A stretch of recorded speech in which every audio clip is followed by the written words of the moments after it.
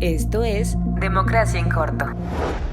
Bienvenidos y bienvenidas a un especial de Democracia en Corto. En esta ocasión nos acompaña el doctor Leopoldo Gama, académico de esta cátedra, la Cátedra en Cívica Francisco y Madero. Doctor Leopoldo, muchas gracias por acompañarnos el día de hoy en este tema que lo hemos denominado el análisis del Poder Judicial, el caso particular del magistrado Arturo Saldívar. Bienvenido, doctor, gracias por acompañarnos. Muchas gracias a ustedes, es un placer como siempre acompañar la cátedra en todas sus actividades. Muchísimas gracias. Y bueno, pero antes de atender el tema, vaya, de coyuntura que nos ha llevado a esta entrevista, creo que debemos de ampliar un poquito el tema de cuál es el poder, el poder judicial, cómo está integrado, para entender la relevancia de esto que ha sonado mucho, pues tanto en los medios como en los diferentes poderes, tanto el legislativo, el ejecutivo, que están en un baile, ¿no, doctor? ¿Qué es el Poder Judicial y cómo está integrado? Sí, exactamente. Bueno, como sabemos, el Poder Judicial es uno de los tres poderes en los que se divide el supremo poder, ¿no? De la Federación. Esto desde el punto de vista del artículo 50 constitucional. Como sabemos, pues fue desde Montesquieu, ¿no? Esta doctrina de la tripartición de poderes se estableció en el espíritu de las leyes, en donde se proponía pues una división de funciones, ¿no? Montesquieu en ese tiempo, pues pensando, teniendo como referencia pues el tipo de Estado, ¿no? En el que se desarrollaba. Y bueno, finalmente este modelo fue retomado por todas las repúblicas del orden, ¿no? Y naturalmente también por el constituyente de 1917. El Poder Judicial forma entonces parte de una de las tres ramas, ¿no? En las que se divide el poder, ¿no? Eh, Aquí hay que también tener en cuenta una cosa adicional, ¿no? El artículo 49 de la Constitución dice algo muy importante, ¿no? Nos dice que no se podrán reunir dos, dos o más de estos poderes en una sola persona o corporación, ¿no? Es decir, tienen que estar completamente separados e independientes entre sí, ¿no?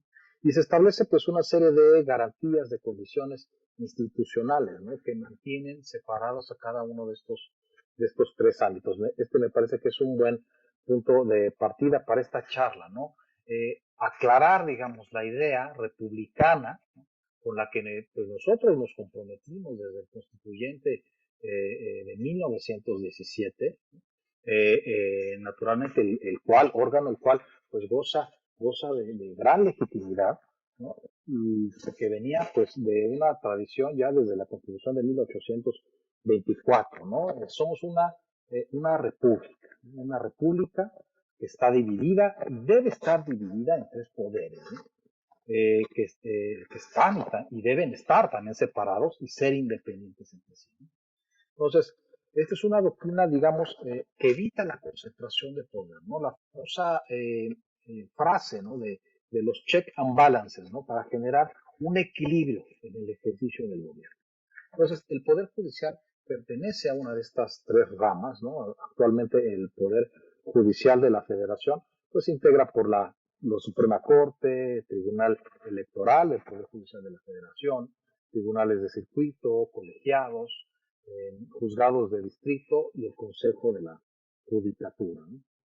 Eh, este modelo, este modelo que tenemos hoy, actualmente en vigor, está vigente a partir de la reforma que impulsó el presidente Zedillo, de la reforma a nivel constitucional que impulsó el presidente Zedillo, y bueno, que es el origen de esta gran transformación del Poder Judicial de la Federación, en donde a la Corte se le dio grandes facultades. Precisamente, ¿cuál es la importancia a partir de estas nuevas facultades de la Suprema Corte hoy aquí en México, además de tener esta división de poderes que no puede residir y que, bueno, anticipadamente, pues esto nos previene de, como ya la historia nos ha enseñado, de regímenes totalitarios o dictatoriales, en donde inclusive se transgredan los derechos humanos, se empiece a transformar a beneficio de una sola persona o de un grupo la democracia, ¿no? Como ha pasado en otros países. Pero con esta reforma que plantea de la época del expresidente Ernesto Zedillo, ¿cuál vendría siendo la mayor importancia de esta conformación de nuestra Suprema Corte?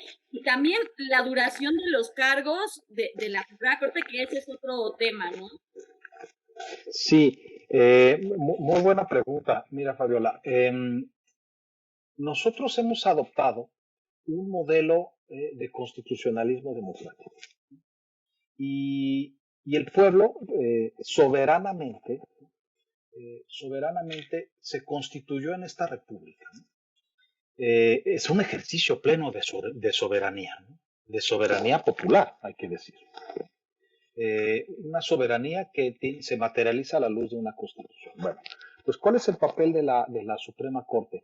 Bueno, nosotros tomamos el camino que vino a establecerse desde que Hans Kelsen, por allá de 1920, inaugurara, se le ocurriera, ¿no?, la existencia de los famosos tribunales constitucionales que ejercen un control de constitucionalidad concentrado. Ese modelo fue un parteaguas para todos los países del mundo, en el que pues, desde Italia, España, Alemania, luego Colombia, México, Perú, etcétera, etcétera, adoptamos esta fisonomía. Ahora, ¿por qué es importante la Suprema Corte de Justicia en esta fisonomía? Porque pues, nos interesa tanto, ¿no? Como mexicanos y nos preocupa. Bueno, pues la Corte tiene la última palabra, ¿no? Este modelo que estableció Kelsen, lo que nos quiere decir es que las supremas cortes, los tribunales constitucionales, tienen la última palabra en la determinación de la interpretación de la Constitución. Nosotros entonces adoptamos no un modelo fuerte de constitucionalismo, ¿no?, sino un modelo fortísimo de constitucionalismo, ¿no? En donde pues no solamente tenemos la Corte que ejerce este control de constitucionalidad, sino también pues con la vertiente, digamos, del modelo de derechos humanos, pues también se inserta un modelo de control de convencionalidad. Entonces, la Corte ejerce pues, facultades importantísimas de gran peso y gran determinación en el país, ¿no? Pues resuelve acciones de inconstitucionalidad, controversias constitucionales. Ahora, desde su origen está pensada como un poder eminentemente contramayoritario. Y esa es una de las vertientes de las cuales ha habido una gran tradición que ha impuesto pues, un gran peso, digamos, a esta discusión sobre la Corte frente a las mayorías, ¿no? Y ahí está una discusión muy interesante que a ver si luego podemos retomar, ¿no? Ahora, con respecto a lo que me comentabas también de su integración, pasaré ahora a ese tema, no sin antes mencionar, digamos, la Corte ha tenido un papel fundamental en general los tribunales constitucionales en el desarrollo jurídico de su país, en el desarrollo de los derechos humanos, en garantizar la división de poderes, pero sobre todo la supremacía constitucional. La Corte tiene como función primordial hacer respetar la norma fundamental en el sistema jurídico mexicano, que es la Constitución. Con ese modelo nos comprometemos. Y llevamos también 10 años de la reforma constitucional y la Corte ha dado grandes avances en ese sentido. Ahora, ¿cómo está integrada la Corte? Bueno, la Corte desde que se concibió en el modelo mexicano, desde la Constitución de 1824 y luego en la Constitución de 1917, se previó que fuese de 11 ministros, ¿no?, tal como es ahora. La Corte ahora se compone de 11 ministros, su cargo dura 15 años.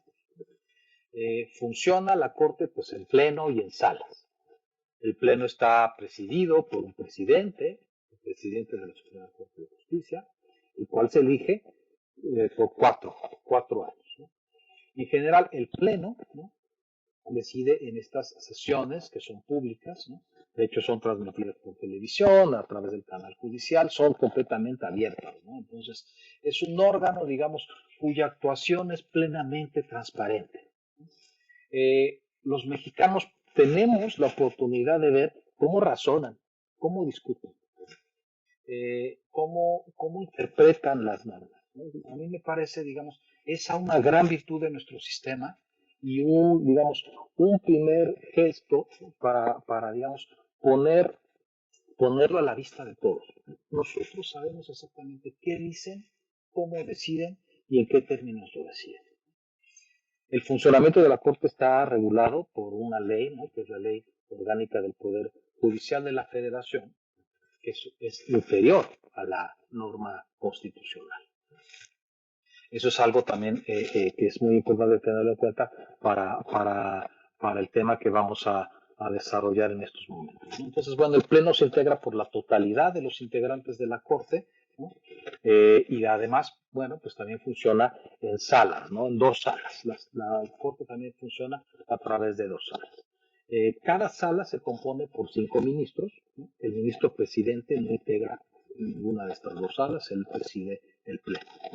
Y en estas dos salas funcionan, como decía yo, con 5 ministros, entre los cuales también hay un presidente de cada una de estas salas que dura 2 años, ¿no?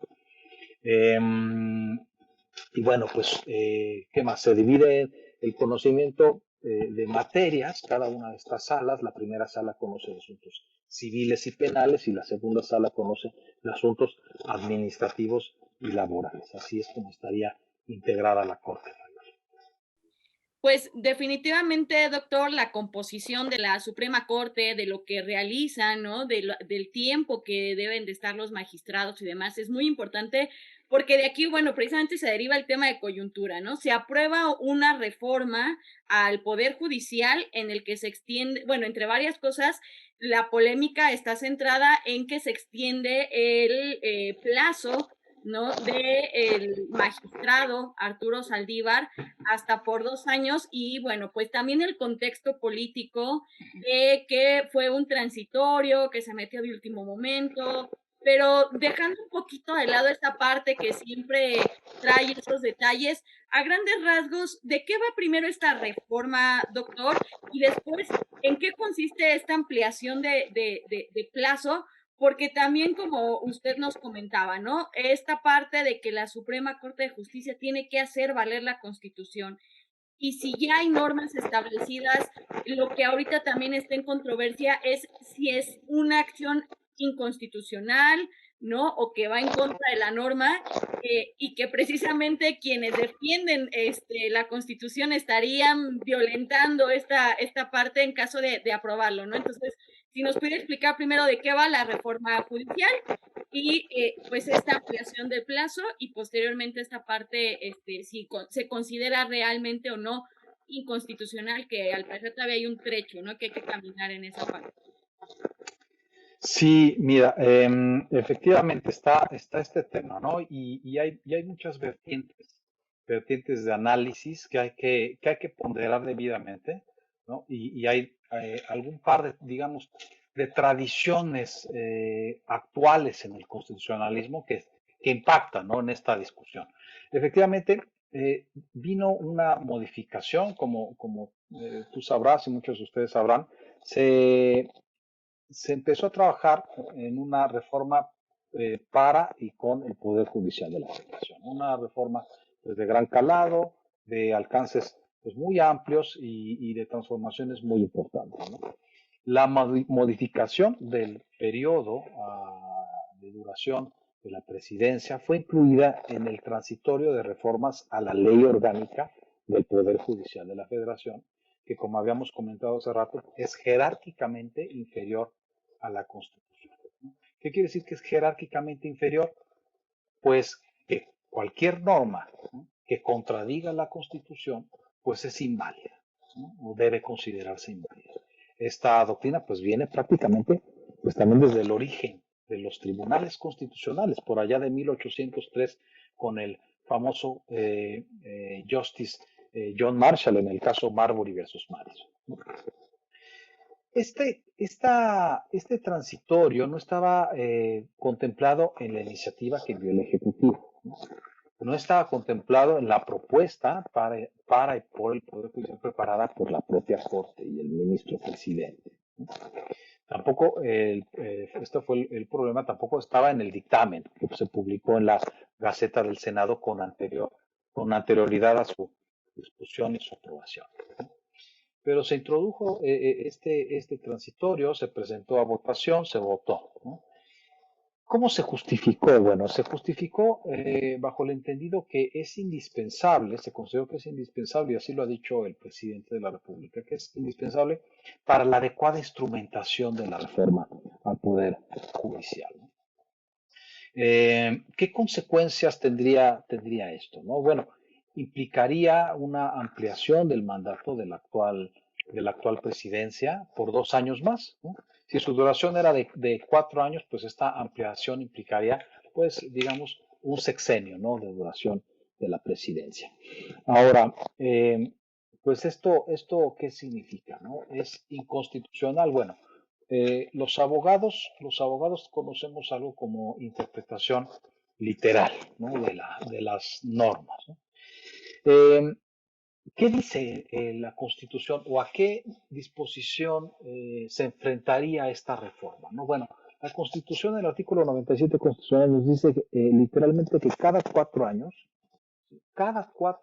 el Pleno de la Corte elige de entre sus propios miembros al presidente de la Suprema Corte, ¿no?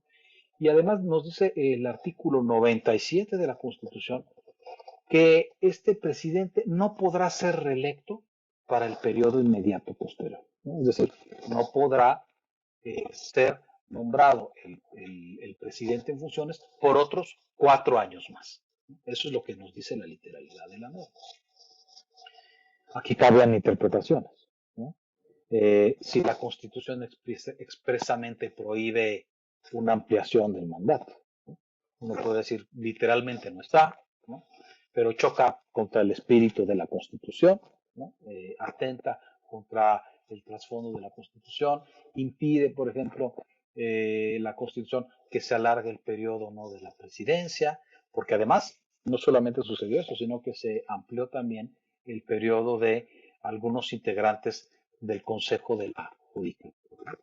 Entonces, desde una interpretación, digamos, estrictamente formal, ¿no?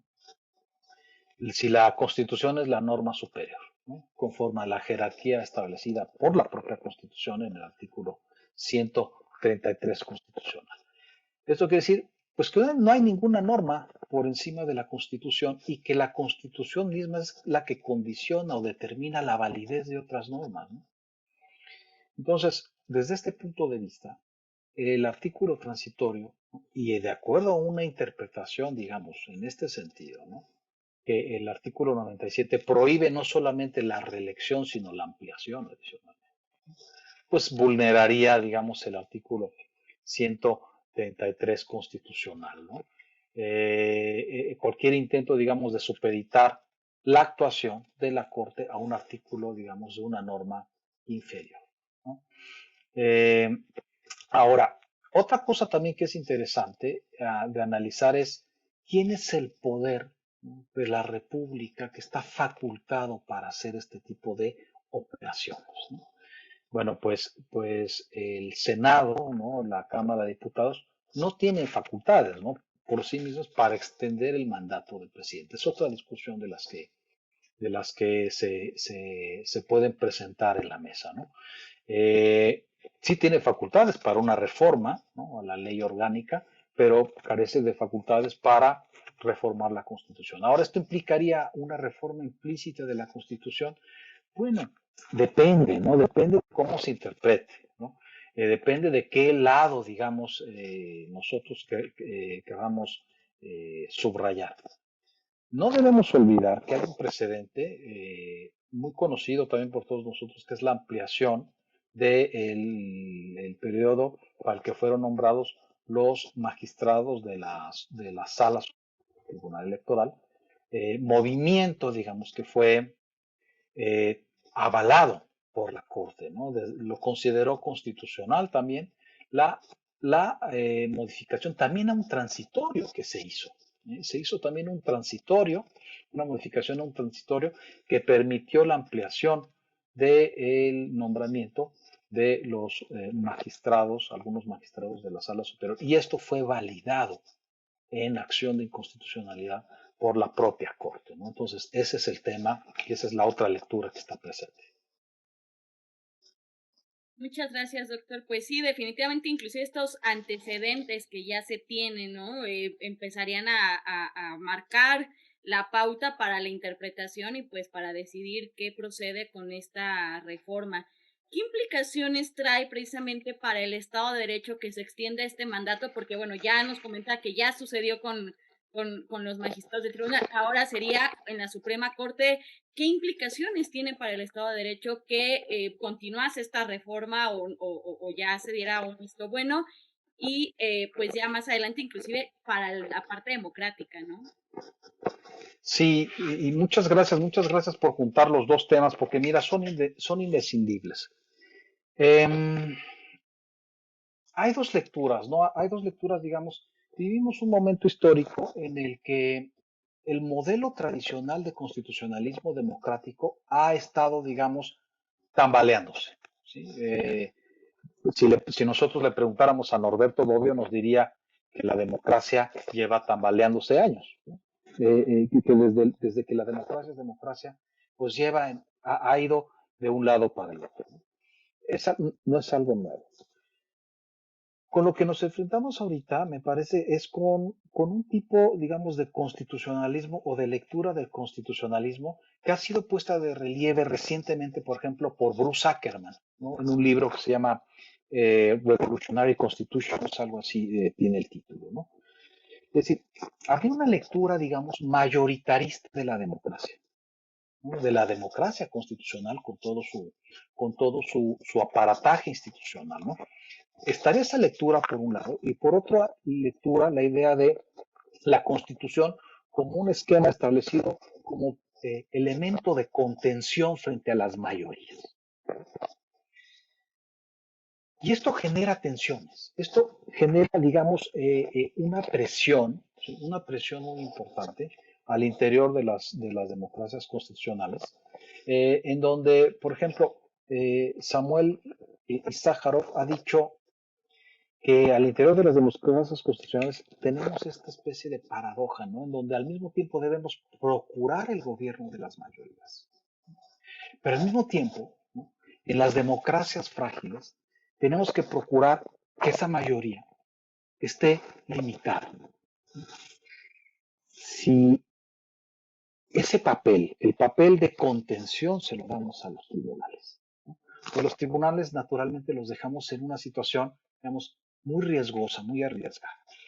¿Cuál es el valor, digamos, que de principio estaría en riesgo con una reforma de este tipo? Bueno, se ha dicho y se ha sostenido mucho, ¿no?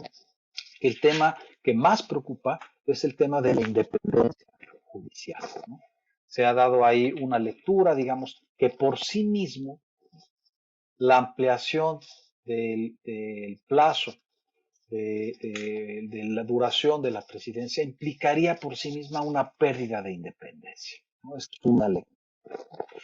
El tema de la independencia judicial me parece, es importantísimo, ¿no? El Poder Judicial, desgraciadamente se ha dicho desde hace bastantes décadas, ¿no? Alexander Bickel publicó en los 70 un libro que se llama The Least Dangerous Branch, la rama del gobierno menos peligrosa.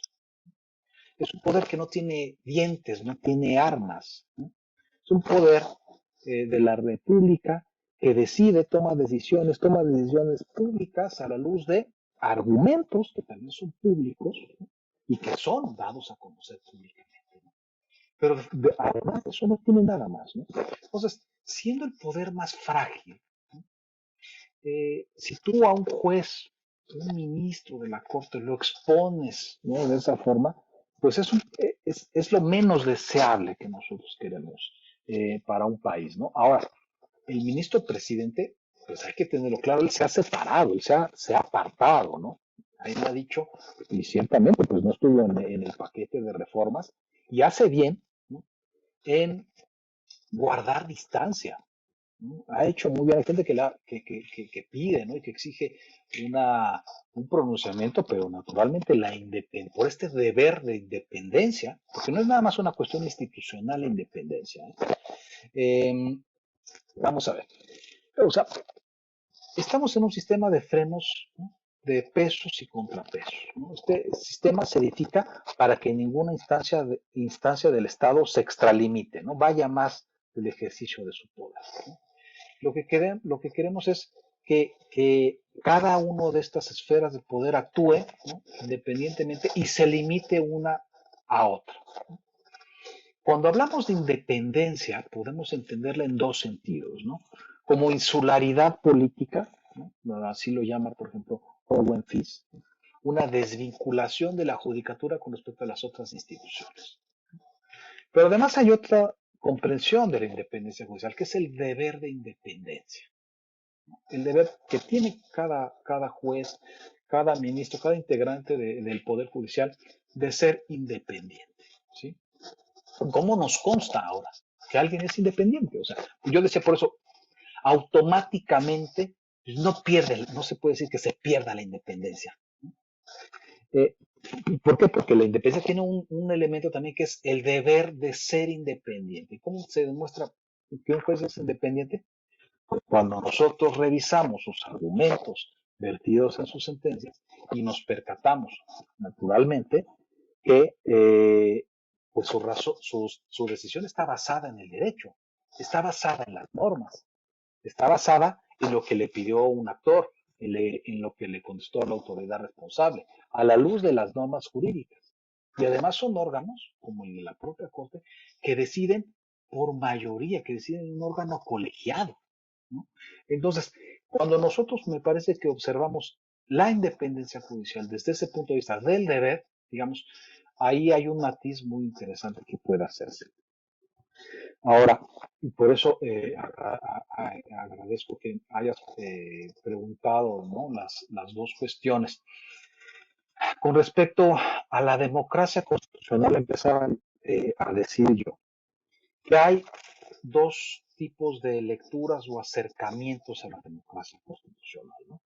Un acercamiento, digamos, que puede verse como la mayoría, ¿no?, para que consolide, ¿no?, su proyecto de cambio, requiere tener los menos obstáculos. Y el derecho, la constitución, las normas pueden verse como un obstáculo a un proyecto político. Ese es un punto de vista. Otro punto de vista es el radicalmente opuesto, que las normas se hicieron para que se respeten, ¿no? Y el problema es que esto nos inserta cualquier proyecto político revolucionario, ¿sí?, o de cambio profundo, lo introduce, digamos, en una especie de dilema. Y es que el dilema no puede generarse en ausencia de las instituciones, ¿sí? O sea, tu proyecto político de cambio, ¿sí?, o juegas, como dice Ackerman, como el insider que acepta las instituciones, ¿no?, tal cuales son, o como un outsider revolucionario, ¿no? Pero cuando ya juegas, digamos, dentro de esta caparazón, ¿no?, entonces tienes que hacer lo posible por jugar con los elementos que hay, ¿no? Y ahí me parece que hay un área de oportunidad muy importante en el cual creo que se requiere más diálogo, más interacción con las minorías, con grupos que no se sienten representados políticamente y que naturalmente van a buscar en los tribunales, ¿no?, porque de hecho esto es una justificación de los tribunales constitucionales, que sus voces sean canalizadas a través de los tribunales, ¿no? Hay una lectura por ahí que se ha hecho que se dice, bueno, es que los tribunales también hacen política y el derecho también es política, ¿no? Una concepción que viene ahí pues de una tradición, un filón marxista, ¿no?, de Gramsci, ¿no?, en el cual todo es poder, ¿no? Prácticamente hasta las transacciones comerciales son poder, los tribunales hacen poder. Bueno, pues sí está naturalmente esa lectura, pero el tema es que los tribunales, cuando deciden, ¿no?, deciden a la luz de normas jurídicas que están previamente establecidas, deciden a partir de fallos, de precedentes, y entonces es un poder racional. O sea, el derecho del Estado constitucional es un poder racional, ¿de acuerdo? Y la lógica del poder, digamos, que prescinde del derecho, ¿sí?, automáticamente con esta lógica, ¿no?, del poder racional o racionalizado, choca, ¿no? Genera una paradoja. Y entonces, pues tenemos que decidir cómo queremos llevar a cabo nuestro proyecto político, ¿no?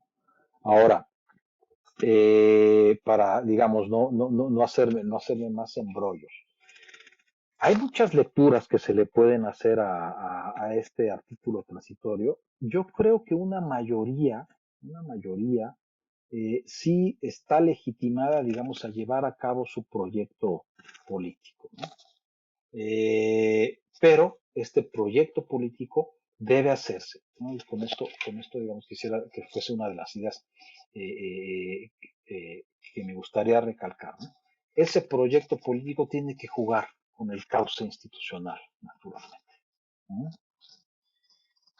Pues en definitiva, doctor, es un tema muy interesante que nos podría dar para horas y horas de análisis, definitivamente. Esta parte que creo que también tenemos que llevarnos en esta cápsula de decir, es un poder muy delicado, sensible, ¿no? O sea, hay que cuidarlo, ¿no? Entonces, de alguna manera, pensar muy bien, como nos decía, ¿no? Si se van a utilizar ciertos elementos para desarrollar cierto proyecto político de cambio, pues no violentar a las instituciones existentes o vulnerar la capacidad de los poderes, ¿no?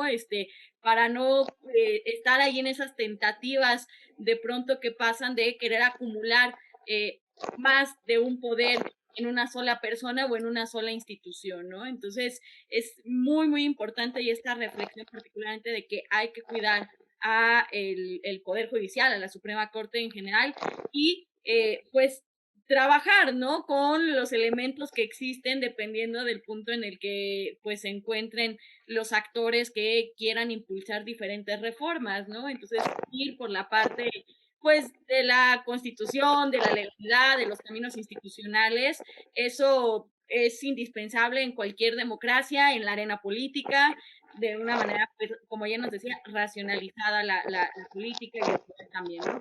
Doctor, muchísimas gracias. No sé si quiera tener algún comentario final o alguna invitación para nuestro público, porque este tema no solamente va a seguir dando de qué hablar, sino hay que siempre tenerlo ya en la mesa presente para el estudio, pues, del derecho y de la ciencia política también. Sí, muchas gracias, ¿no? Muchas gracias a la Cátedra Francisco de Madero por esta invitación. La verdad es que es un honor para mí haber estado con ustedes. Y yo haría simplemente una invitación, ¿no? Una invitación a todos los ciudadanos para reflexionar acerca de la naturaleza racional de estos instrumentos. El derecho es un instrumento, ¿no? El derecho es un instrumento que tiene como fin la convivencia, ¿no? Reducir los conflictos. En la política, digamos, hay muchas visiones, ¿no? Yo creo que la visión de la política con la que menos se conjuga con esta idea del derecho es la de la política como conflicto, ¿no? Una visión conflictualista, digamos, de la convivencia humana. Creo que no es fácilmente conjugable con una visión, digamos, jurídica, ¿no? De la sociedad juridificada. Pero somos una sociedad juridificada, ¿no? Y necesitamos cierta racionalidad. Y esa racionalidad es una racionalidad de tipo formal. ¿Y qué nos da esta racionalidad? Pues nos da certeza, nos da seguridad jurídica. El Estado de Derecho, el concepto de Estado de Derecho, que ha sido, digamos, tan criticado últimamente, ¿no? Necesitamos volverlo a rescatar. Hay una crítica por ahí que se ha dado muy recientemente acerca de el debilitamiento, digamos, de las instituciones del liberalismo, ¿no?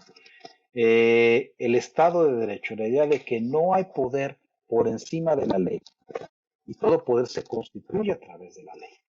Me parece que es una garantía institucional que todo mundo deseamos y desearemos por el resto de nuestros días, porque es precisamente la garantía de nuestra propia autonomía personal, de nuestro propio plan de vida.